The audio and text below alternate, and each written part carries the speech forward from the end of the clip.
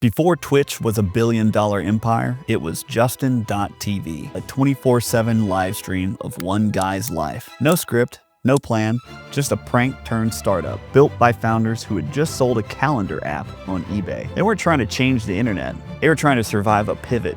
From 1,000 viewers watching a guy sleep to inventing a platform that reshaped online entertainment. And then came the phone call that pulled him straight into the heart of the AI apocalypse. He built Twitch to change entertainment. Now he's trying to stop AI from ending it.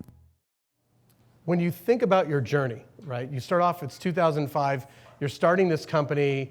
It was a calendaring app or? Yeah, calendars. And basically you sold that one on eBay, right? So we started it because we saw Gmail and we were like, somebody should make a calendar that's like Gmail, but like a JavaScript calendar. And it turned out that Google also had that idea. I'm not quite sure we didn't see that one coming, to be honest. So after Google released it and we realized we didn't have any ideas other than build Google Calendar, we sold it on eBay. An unconventional exit. So then a couple of years go by and you and the guys are trying to think about what to work on next. And you land on Justin TV. Yeah, so the idea started because we were having a discussion, as one did, there's about a period about a decade in the Silicon Valley tech world where the perennial topic was like, what should be done with Yahoo? Because it was obviously like this big valuable business with no strategy. And so sort of like people talk about crypto now, everyone would always be talking about like, what if you were CEO of Yahoo, how would you try to save the company?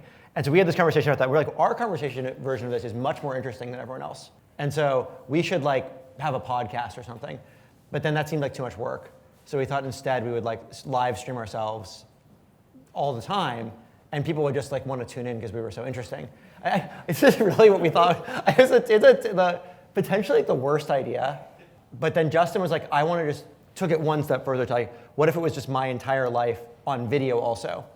And that was a step too far for me, which is why it was Justin TV, not Emmett TV, because I wasn't bold enough or stupid enough or whatever the combination is to desire to put my entire life on camera 24/7. But you were willing to spend your entire working life to grow. Right? Yeah. I mean, it's almost like a prank on your friend, right? Yes, I will totally spend my time to build a live streaming reality TV show about your life where you have to be on camera 24/7. So basically the company is now, you're telling your parents, hey, I'm going to go do another startup. We're going to make a startup around filming Justin. Yeah. That's How did that go over? My parents have always had this weird trust that I don't think they think my ideas are usually generally very good, but they've noticed that things work out okay. So yeah, totally. That sounds good. Let us know if you need to move back home. And so then as this thing is, Justin's casting, and this is all kind of growing, but at some point you find there's a need to pivot. Can you talk about how you sort of found the pivot? Yeah, so we launched, and it was very exciting for the first maybe a couple of weeks because we were the first people to do a live streaming TV show, and so it was this, we got a lot of news coverage. Justin was on Good Morning America. We were blowing up, and then we had just no retention, and we fairly quickly realized this was not no one. We had about 1,000 people after all that coverage who were really into Justin, weirdly into Justin, watching him sleep into Justin, which is it turns out if you put someone's life on the internet 24/7 and you get enough people to check it out, some number of people really attached to it. What we realized was that we couldn't produce the content. We weren't very entertaining. And so we decided we would pivot to being a tech company and open up the platform for everyone else instead of trying to make entertainment, which in retrospect, again, I'm surprised. It didn't really make sense for us to ever try to make the entertainment ourselves, but that was a good pivot. So we opened up as a platform, YouTube but live, basically. So in terms of sort of talking to users and things like that, I think somewhere along the line I picked up that you said you kind of have to be careful about which users you speak to. In the beginning, actually, what worked with this is that we were our user. The reason why Justin TV was successful was we were building something for Justin and using it. And a lot of our best ideas came as we were building product for ourselves to use to make the show. And then when we opened that up for other people to use it, they liked it too because we had a good intuitive sense of we had a really good test case for that. And we built for that. And then from there, we kind of tried to like figure out what to do next. And we'd ask our users, like, what do they want? And then we'd go try to build it. And that really just didn't work at all. The features we built were just never got used. So then with Twitch, you had this sort of, you had essentially a marketplace, right? Like you had to attract people to watch the casts. Yeah. So how did you manage the sort of, did they have competing interests and wants? And with Twitch, we made the really clear decision that like we cared about streamers, not viewers. And that we only cared about viewers exactly to the degree that the streamers did. And that was important because early on, there were only maybe 200 gaming streamers in the world who mattered. And so it really worked to just focus on them. Later on, we had to kind of become more balanced, but in the beginning, we were very, very focused. I did a series of sort of interviews with maybe 40, 50 streamers, just talking to people on service, off service. What became really clear is that probably the biggest single takeaway I had from that was people really wanted to make money. And as someone who'd always had a job that like paid like a real salary, I was confused by this because I was like, you're gonna make, I know how big your channel is, you're gonna make $6 a month. You're not gonna make like a lot of money here. It's not like, it's irrelevant. And they're like, that would be amazing. I would love to make $6 a month. And I was like, seriously? They're like, yeah, totally. That would be great. Can I make, I'd make 4 if that's what it took. And I was just like, that was such a surprise. Like I did not expect that answer. And I checked it with people and they were like, yeah, they were really excited about making money, even small amounts of money. And I think that I had misunderstood what that meant to them. Because it turned out that what it meant was to them was like making money streaming meant it was real. They weren't just like some person streaming. If they were making money, they were a professional streamer. you raised money for Justin TV, and then it became Twitch. And when it became Twitch, how many employees were there? There were about 7 of us. 7. We had gotten up to 24, and we had to realize that we were going to sail our company off the cliff, and so we had a pretty big layoff. About half the staff went down to about 12 people. And then we spun off 3 of them. I guess we had like 9 left. So this is some pretty bold decision making, right? So this was a hard pivot. Yeah. It was. We kind of had come. Actually, VC had come to our office. This guy Gideon, and he basically talked to us for like half an hour. I doubt he remembers the conversation. And he was basically like, "You guys aren't growing, and the internet not growing is dying. So your business is totally fucked. Good luck." And then he left. Like not quite in those words, but like basically. That was effectively what he said. And we kind of looked around and realized he was right. That we didn't realize, like we were in denial about the fact that our business was making some money, kind of okay, but like not really growing, and that we were headed for a cliff. And we realized we had to make some really big changes to the business or it was not going to be successful. You cut down to 7, 9 people, and you kind of grew it a little bit. I mean, you had, how many DAU or MAU did you have when you made that? Justin TV was at probably like 20 or 30 million MAU when we made the pivot, and Twitch was 1% of that. No, more than that, 2% of that probably. So let's say like 400,000 MAU. Wow. It wasn't called Twitch yet, it was just the Justin TV gaming section, but that's how much usage we had of the core use case we were going after. So it wasn't obvious. No, I mean, it was obvious to me because it was the only content that I liked. Like it wasn't obvious that it was a good business, but it was obvious it was the only business I was actually interested in running. Because I was tired of working on a product where I didn't actually like my own product. And I didn't really enjoy most of the Justin TV content. I thought it was kind of boring. But I really liked the StarCraft 2 content. And so I finally was like an enthusiastic user of my own product. So basically the co-founders are together, but then you sort of split up at that point? Yes, we spin off SocialCam. Michael goes with that. Kyle runs Justin TV for me like for about a year while I'm getting Twitch going. He like mines the store with a tiny team of people trying to squeeze as much money out of Justin TV as possible for about a year. And then he leaves and starts his own thing, which was Cruise. And then Justin stayed around for another, I don't know, maybe 6 months or something like that, and then also left to start his own company with his brother, actually. So not all co-founders make the whole journey. Yeah, I mean, we all made it about 5 years, and then about 5 years in, 3 of them left.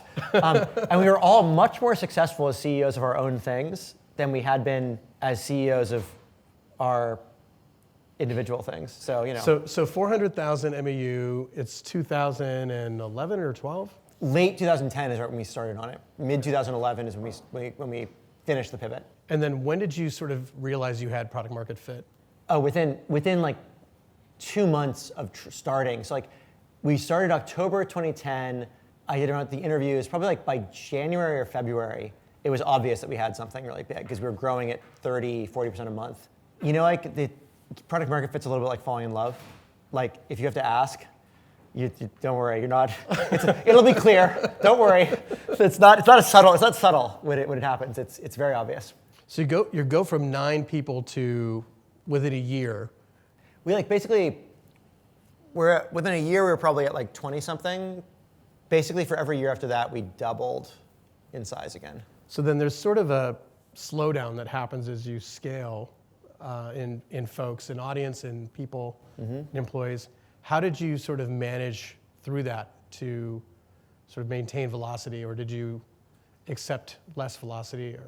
The interesting thing is with software is actually there's a whole set of work we were doing around scaling our video system, and that was just, for Twitch, that probably consumed 70 to 80% of our engineering effort, was just like making the product actually work at scale. It maybe wasn't 70% of the engineers, but we took all the best engineers at the company, everyone we could get who was like the most talented engineers, we just put all of that resources into scale the video system, because it turned out that like if the video didn't work, it didn't matter how good the rest of our product was. And the rest of our product was pretty good. Like once you have product market fit, it turns out like usually what you want to focus on is like, oh, you have video, make the video lower latency, make it have fewer skips, make it have higher quality. Oh, you have, you know, chat, make the chat product work consistently. Like make the moderation tools good. You don't have to invent new things. You found a thing that people want. Now you have to you just want to make that thing as good as possible. In terms of measuring individual output, so if you think about where our audience is today, they're all, you know, you've worked at YC, so you kind of get a sense of where they are today. If you could think about 3 things that you wish you could tell them about scaling and velocity as they, you know, in a couple weeks get their funding and are off to the races, what would you tell them about scaling and hiring? And I think hiring early when you don't have product market fit, you want to be really cautious, because every person you add is like momentum in the direction you're going. And if the direction you're going might not be right, you don't want too much momentum. You need some because you have to explore, but you don't want too much, because what if you have to change? And so you have to be very cautious about adding people. And once you find product market fit, that equation just like completely shifts. When you know where you're going, you want as much momentum as you can behind that. And that's where you start hiring really rapidly, and you have recruiting, and you like really build up energy behind the direction you're going. You'd rather add a small number of very self-directed, the very best people you can find, which really, for you here, and I mean for most early stage things, is the best people you can convince, which is probably not the very best people in the world. Like if you want to be honest with yourself, like you're not offering them the best deal. Startups can't pay them the most cash, and like most startups fail, and so like we didn't hire. The people you're looking for are not the people who have a track record and are proven incredible people. They're people you have to take a chance on, because they're taking a chance on you. And so you're looking for unconventional people where there's some amount of risk involved in hiring them. But some of the people we hired there, some of the best people I've worked with in my career, were people we took a lot of risk on. So when you take the risk and you're small, how much leeway do you afford an employee who maybe isn't obviously like really killing it in their first month or 2? I think it really depends on the way in which they're struggling. People who are struggling because they're producing, but they're producing the wrong stuff. Like the things they make are like, they don't quite get what to do. Those people are usually, it's like velocity. Like I don't care if they're pointed in the right direction. It's like raw output. If they're putting out a high enough volume of stuff, I can teach them over time to like make that volume of stuff more useful. But people who are kind of limp and like not producing that much just never get enough reps. And also like it's just much harder, it's much easier to redirect high volume output than it is to increase the volume of output. So this is advice that is given out a lot in an accelerator, but I think maybe we don't spend enough time talking about how to get the most out of your best people. Yeah. So maybe this would be a good opportunity for you to share some learnings there. I had this employee, Kevin. Kevin Lin got hired as our sort of COO type, doing HR and finance and marketing and BD. I sat down with Kevin because I'd never managed him before. I'd been the leading engineering and product and not BD. I did something with him I never really tried before, where I was like, look, Kevin, I don't really understand business development. I don't know what it is, but I know what I need your function to do. I need deals that look like this. Here's 2 templates for deals, basically. I need as many deals as possible that look like one of these 2 deals. Can you do that? And he was like, well, like, you're going to go over my target list? I was like, no, I don't know. I don't want to know who you're talking to. I don't understand what's going on. Honestly don't have time. I'm like worried about the video system. So can you just like go solve this? And I got 10 times more out of him than we'd ever gotten out of him at the company from doing that, because I told him what hill we needed to take, and I let him figure out how to go do it. It requires a lot of trust to do that, and it requires really clearly articulating what you need, because it's actually surprisingly hard. It's easy to give people very micro direction. It's hard to really define the goal in a way that they understand it and you understand it, and you're actually aligned on where you're going, not just how you're going to get there. But that's for getting the most out of your best people. That is always the key. Is like you give them direction. You give them like, here's the company's vision, and here's what you own, and then you just like stop telling them what to do. So basically, I proactively identify kind of who the athletes are, or mathletes in our case, and then just give them something hard to run at. Yeah, and give them ownership. Give them, literal like equity ownership usually, but also like own part of the company, which is, it's just one of those things. It's like most of this advice. When you say it out loud, it sounds sort of stupid. Like, yeah, give people a thing, let them own it, don't fuck with it. But like, you won't do this. Just like you'll fire the people too late. It's just an inevitability of management. It's very, very hard. One of the through lines in this program is CEO's job is to not run out of money. Yeah. What else do you see in the job? What else do you see as key to the role? The CEO's job has a lot of aspects to it, but not running out of money is in fact priority 1. If you run out of money, you die. So that is priority 1. Priority 2, though, is like almost equally important, is to be the keeper of the vision and just be constantly re-articulating where we're going and why, because that's this huge part of the job. And not just like where you're going, but getting people excited about, like inspired about why that's a place that's worth going. And then you're also kind of like the auditor of last resort. There's a lot of making sure as the CEO, where you have to make sure this thing is going well, make sure that thing's going well. And then usually most CEOs have like something they're doing where like there's something that they're just very talented at. And especially early, like I did a lot of product design. And I'm good at product design. Part of the company's success was I was a product manager. It was not a delegatable thing. I had to do that myself. And for some CEOs, that's sales. For some CEOs, that's like engineering. It's usually something that's deeply related to what the company needs to be great at in order to succeed. And I think the hardest part about being the CEO is that all of these things are true. Like, and the tricky part is not getting sucked into spending all your time making sure when you need to be inspiring, or spending all your time trying to make sure you don't run out of money, and like missing the fact that you actually have a business to run. And like, I don't know, good luck. It's a hard job. Yeah, it is a hard job, right? Yeah. Any advice? How about valuation? I'd say is one of the common questions we get right now is how do I determine what my valuation is? It's like a pricing question. Pricing is impossible. Because sometimes you raising the price makes you seem more unobtainable. Sometimes you want to lower the price because it's like that's what gets momentum on the deal. I have never found any universe. It's all tactics as far as I can tell. The main thing is like, I guess, don't get hung up on your first round's valuation is not what makes or breaks your company. Raise the money, get back to work. All right. If I was the most important thing is like close the round.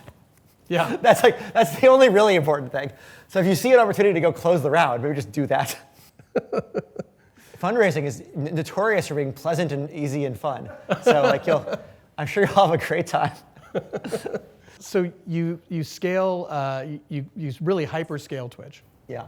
And then you get to a point where Amazon reaches out, or did they reach out, or how did it? No, there's this incredible annoying process with like a series of companies, one after another, not starting with the company that isn't Amazon, thinking we're going to sell it, and them backing out on the deal, and then thinking that we're going to sell it to someone else, and then backing out on the deal. We got backed out on twice in like a 6-month period, which is fucking annoying. Wow.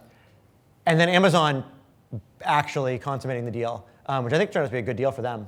That was one of those deals where, like in retrospect, it was an easy win because when we sold it to Amazon, the share price was $330, and like 3 years later, the share price was like $3,000. So like it almost like since you had to hold Amazon stock, there wasn't any way we were going to outperform that independently. So like financially, it was just hard to see it as like anything other than a win.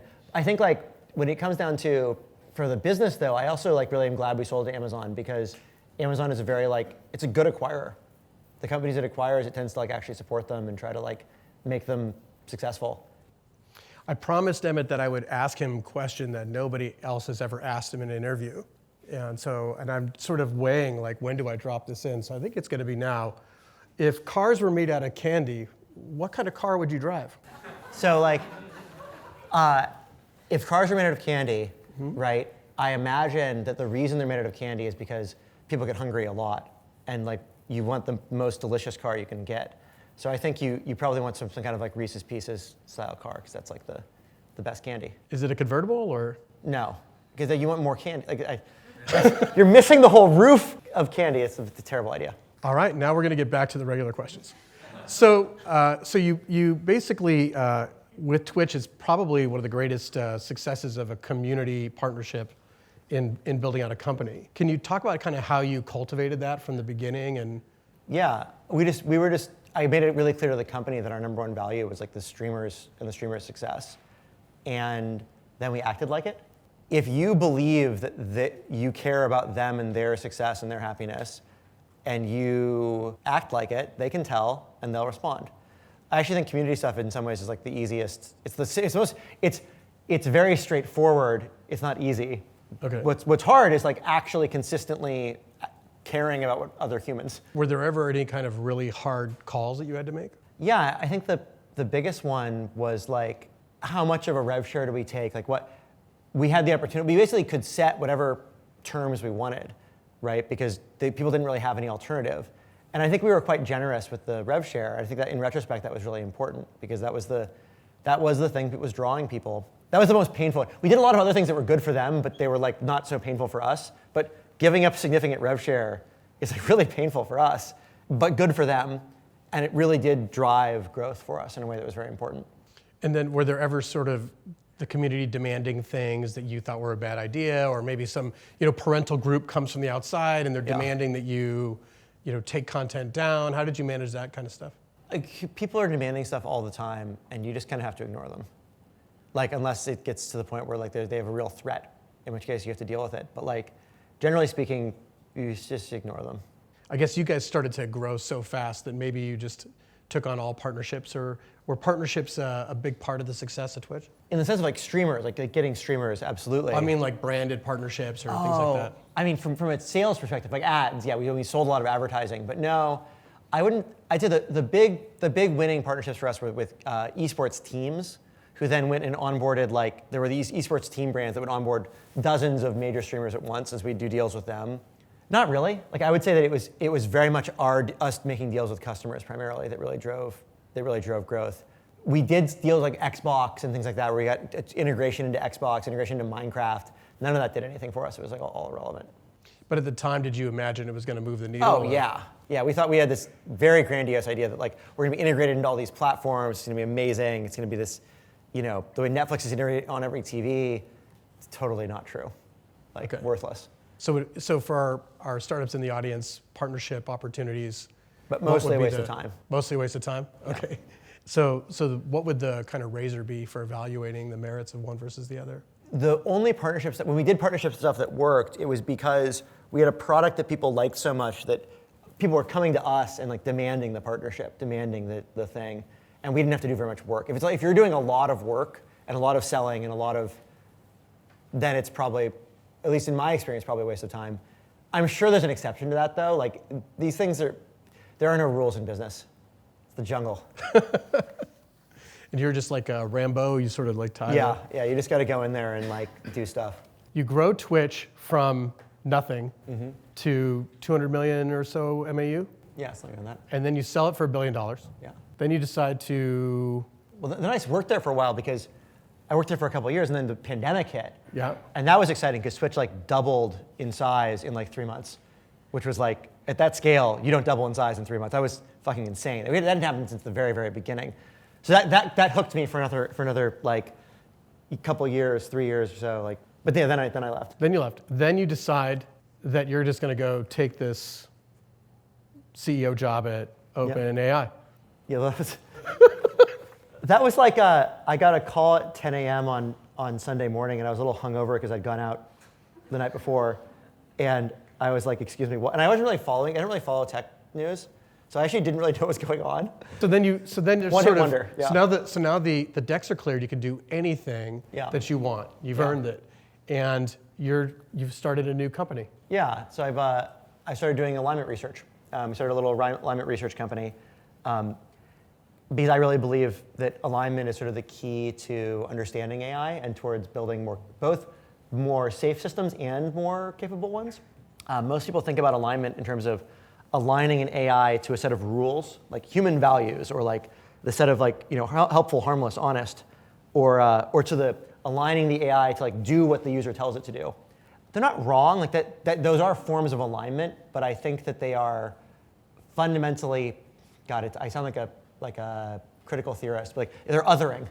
They make the AI this other thing over there that's a tool or a slave, and I think that's very dangerous, especially as the AI gets more powerful. And I also think, just like when you manage employees, the best employees are not tools you control and slave to your will, but partners who you trust and you delegate to, and who they give you feedback, and it's a mutual relationship.